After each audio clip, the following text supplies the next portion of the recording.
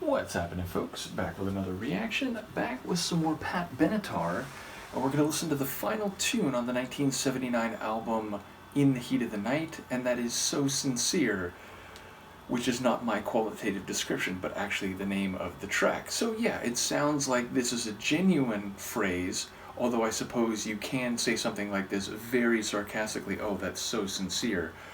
But yes, I'm guessing this is a more authentic expression of sincerity, and because a lot of her songs are in this territory, and because of the name of the album, I'm thinking this is maybe about the heat of the night being representative of a very sincere emotion. So I feel like that would make perfect sense as the capstone to an album that is about passion, that is about the physical or intimate expression of strong feelings. So let's see what it is in practice. This is Pat Benatar. It's the final tune on her 1979 album In the Heat of the Night. And as I mentioned, I think a while back, I do have it's a double album that I have here. So there are, 10 more tracks in the folder, which are Crimes of Passion 1980. So that's what we'll be on to next time. But in any case, this is the last tune of In the Heat of the Night, and it's So Sincere.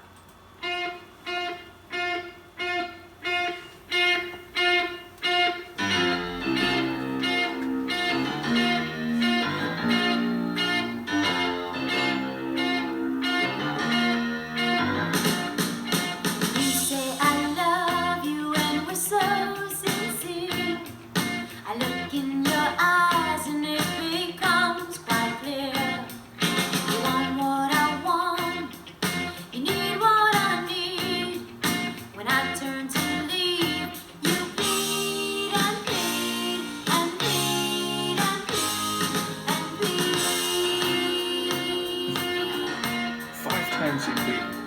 We're so sincere. We're so sincere. We're so sincere. We're so sincere. Now I'm sure I'm right and I'm so sincere. You convince me I'm wrong with a single tear. You want me so badly, you can't live without me. When I turn to leave, you bleed and bleed and bleed and bleed and bleed. We're so sincere. We're so sincere. We're so sincere. We're so sincere. Yeah.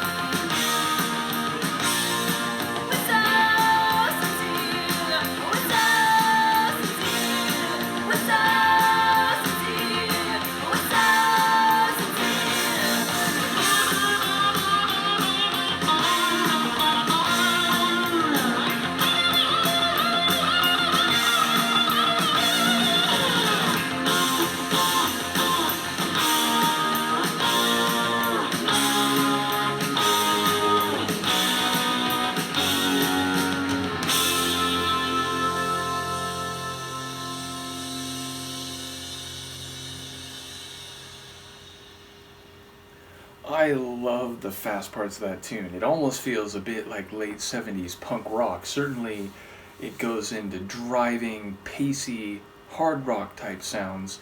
So yeah, I love the fact, and indeed, like, I suppose this was colored by my limited knowledge of Pat Benatar going back to my youth, which again, like, more than anything else, it was like Heartbreaker, which is definitely a rocking tune, but also Love is a Battlefield, which is a very kind of like synth 80s type of track. So I just didn't know that her earliest origins were like in, hard rock, and again, here almost like punk rock.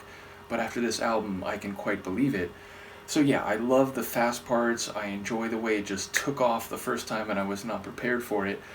And the slower parts are interesting because they're kind of pulsing, and I think they tie in a bit lyrically to what I'm thinking I heard, meaning there's a bit of like two sides to this. It feels like her attitude is kind of not Janus faced in terms of being dishonest, but like hot and cold, light and dark. Like, it feels like she's saying like, yeah, I need you the way you need me. I want you the way you want me.